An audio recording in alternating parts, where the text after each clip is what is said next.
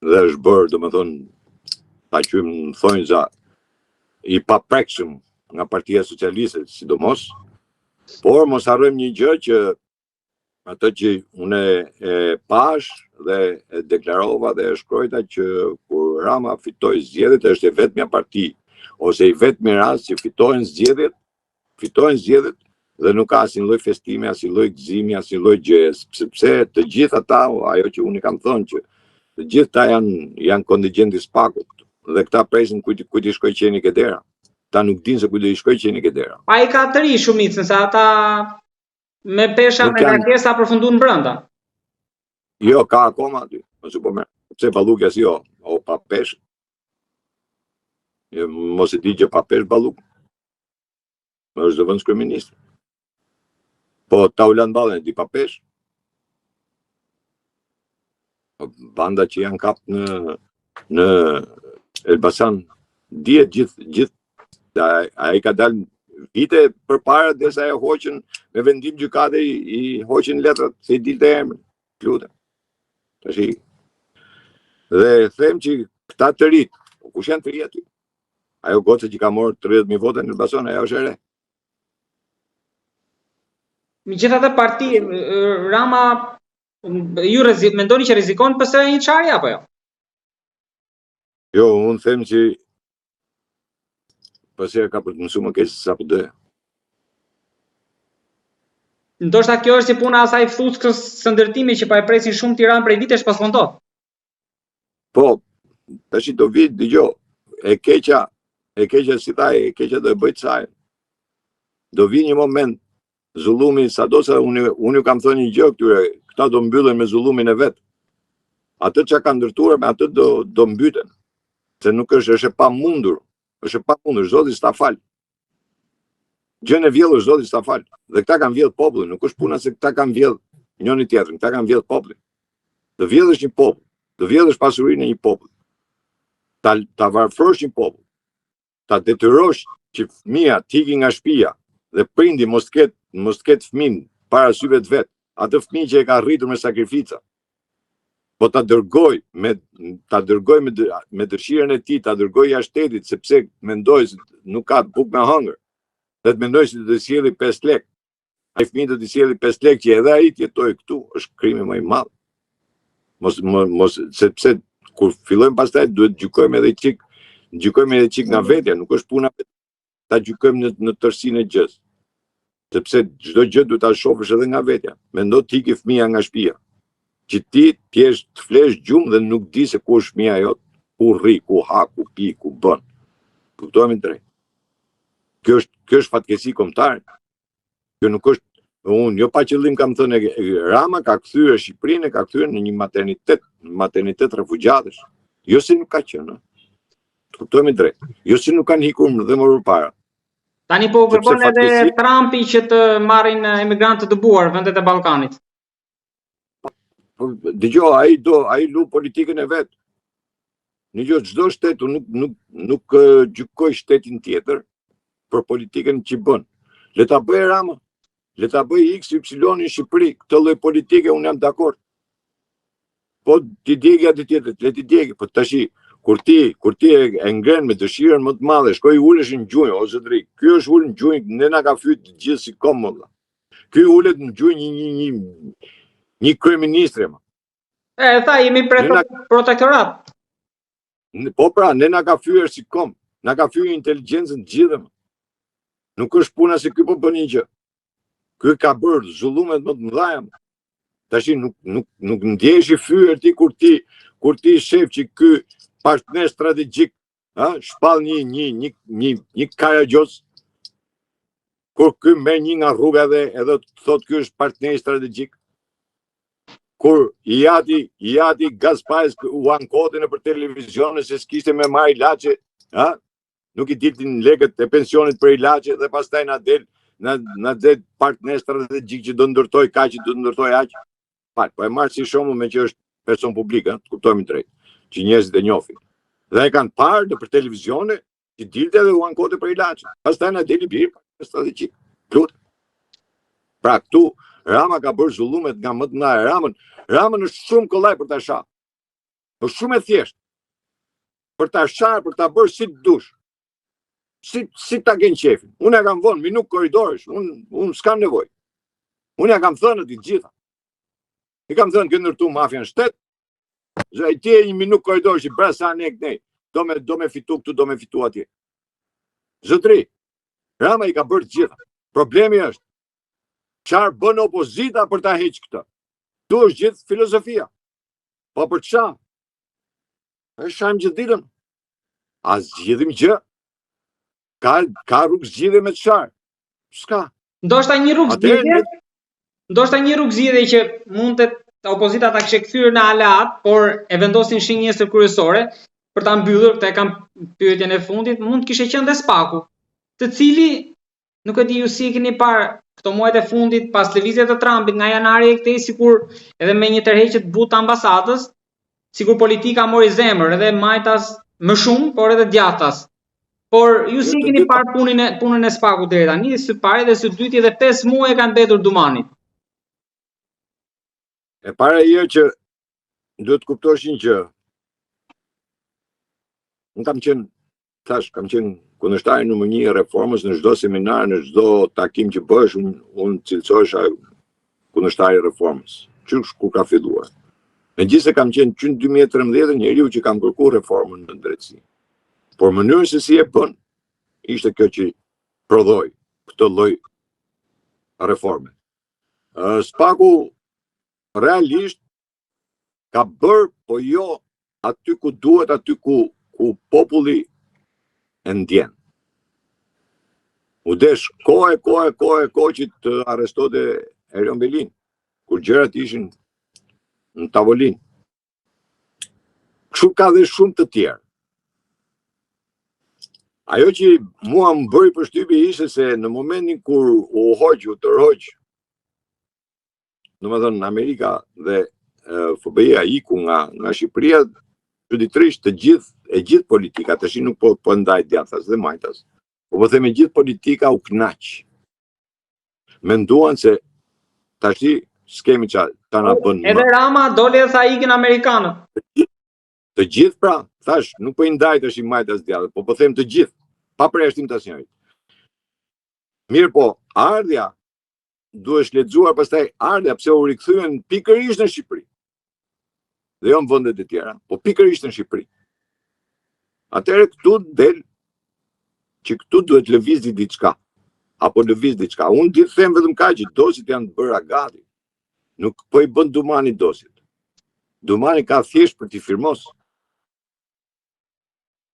Sepse dosit janë të përgatitura në Angli dhe në Amerikë. Në qoftë se këta kanë qefur parat në për banka, është Anglia që i ka të gjithë, se ku i kanë nga i kanë edhe në Zimbabwe ku i kanë qu. Ta them, kjo është informacion, po informacion konfidencial. Jo zyrtar, unë s'kam t'i marrë zyrtare, po edhe në Zimbabwe. Kush? Ku i kanë quar, në ç'bank i kanë quar, janë të fotografuar dhe të filmuar. Dhe kush i ka quar? Në emër të kujt janë quar? Ju e dini këtë? I kanë ata, thash. Kjo është informacioni dal nga ata. Dhe këta mendojnë se këta ja u din edhe ke Bodrumi, ja u din që ku i kanë qef lekë, kush dhome Bodrumit i kanë qef lekë. Do plasin një ditë. A do plasin sot, a do plasin nesër nuk e di. Por zullumi që u bë dhe heshtja e Spakut gjatë gjithë kohës fushatës. Nuk ishte se heshti Spakut.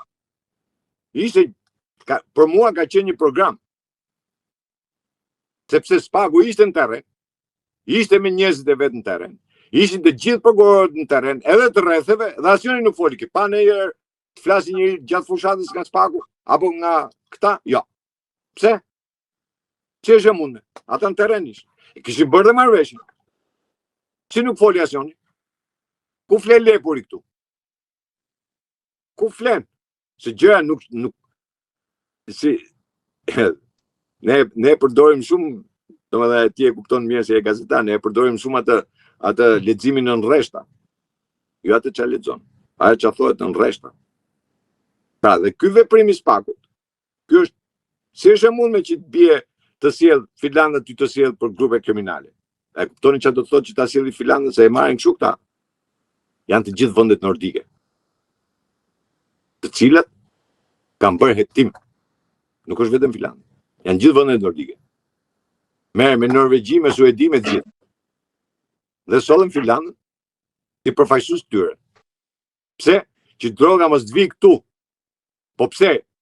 E pakët ishte deklarata kur thanë që lekët e drogës pastrojnë ke kullat? Po sa vjetë kemi ne që flasim? Edhe ju si gazetar, po edhe unë kam folur. Ha? Që kemi thënë, urdhëro ja ku i ke lekët e drogës. Këtë i thashë ambasadës. Urdhëro, ç'a do ti? Lekë drogë, ja ku i ke. Merrna 100 metri, ti ke 8 kulla. Lekët e drogë, aty i ke thash. Pse bërë komë? Kështu që, ta nuk është se nuk i din. Si dika sot, ai e deklaroka se në Shqipëri u pastrokan parat. Mirë ne se s'na besojnë. Po, prokurori të Italisë. A doli me zë dhe me figurë dhe tha lekët pastrojnë atje? Pse u desh kaq kohë për Ndragetën? Ndrageta, Erion Velia është lidhur me Ndragetën, pse? Eko Tirana, zotri, e kanë deklaruar me vite përpara. Bëro Eko Tiranën për pastrimin e qytetit dhe të fshatit, të bashkohet gjithë bashkë. Dhe gjeti atë firmën Verona, ku është Ndrageta, e cila është në gjyq me shtetin italian. Ti e merr dhe e sjell në Shqipëri. Pra, këtu nuk është se nuk janë gjërat e dukshme. Këtu ka një problem. Vazhdojmë akoma me atë teorinë e viteve 90 apo para 90 ka arë një nga e shtetit. E kupton? Dhe ne presim gjithë shqiptarët jam mësuar me atë idenë që çdo gjë e di partia dhe tashti po ti vesh re gjatë gjithë tyre kohëve nuk thonë më duhet bërë kjo apo duhet bërë kjo, po thonë pse se bëjnë Amerikanë, pse se bëjnë Gjermanë, pse se bëjnë këta. Pra e kërkojmë shpëtimin, e kërkojmë vetëm nga... Prandaj ta thash më lart që kryeministri do ishte konsensual, po të ishte Amerikani qeverisë teknike.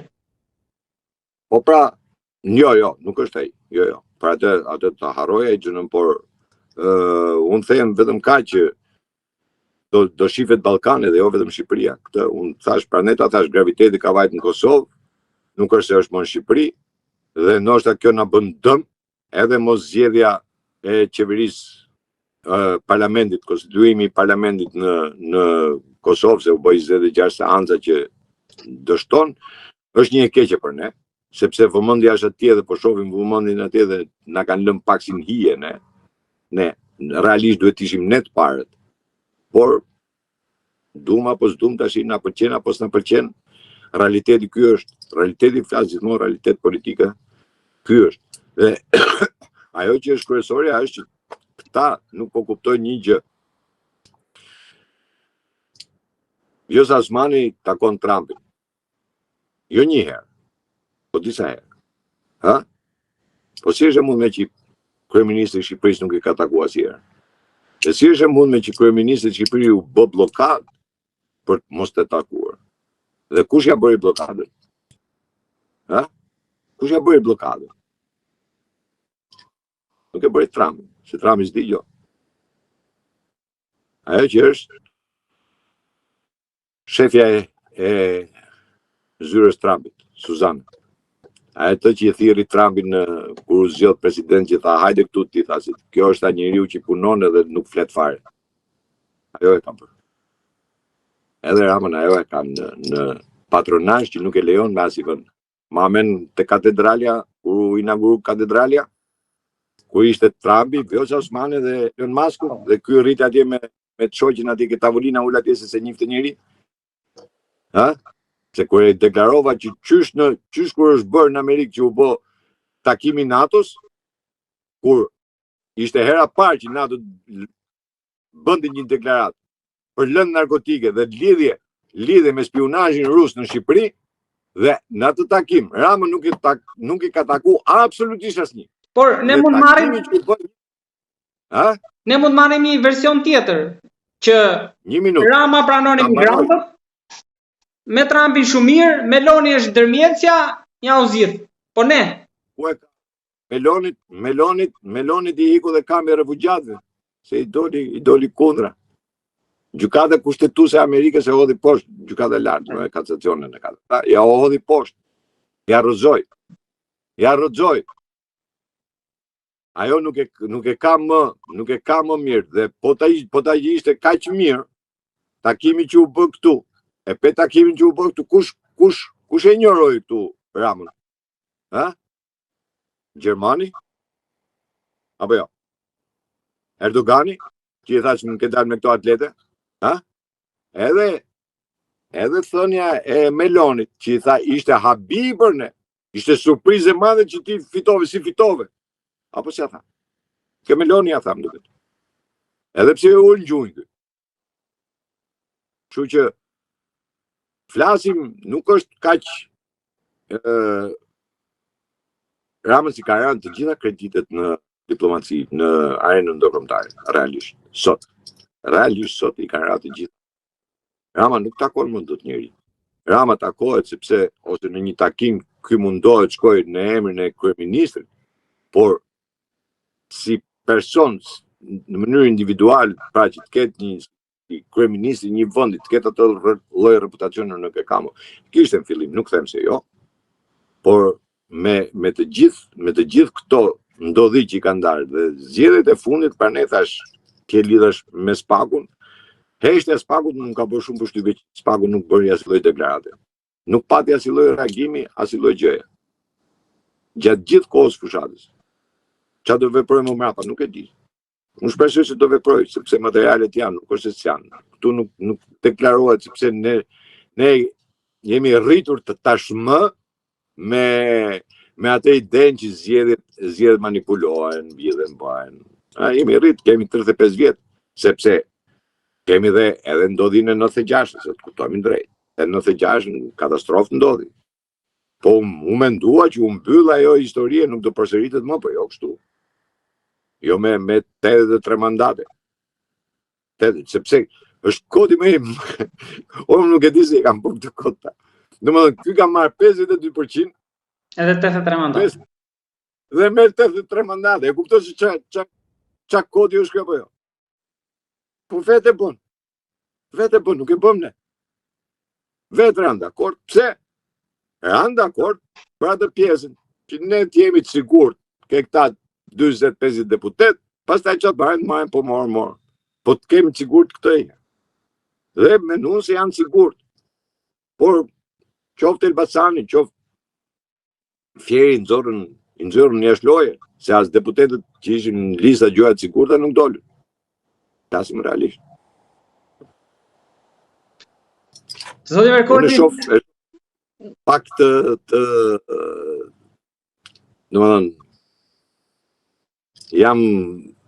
jam pesimist për një arsye të thjeshtë sepse jam i mirë informuar në këtë situatë, kështu që edhe më bëhem pak pesimist, po gjykoj se Shqipëria do bëhet.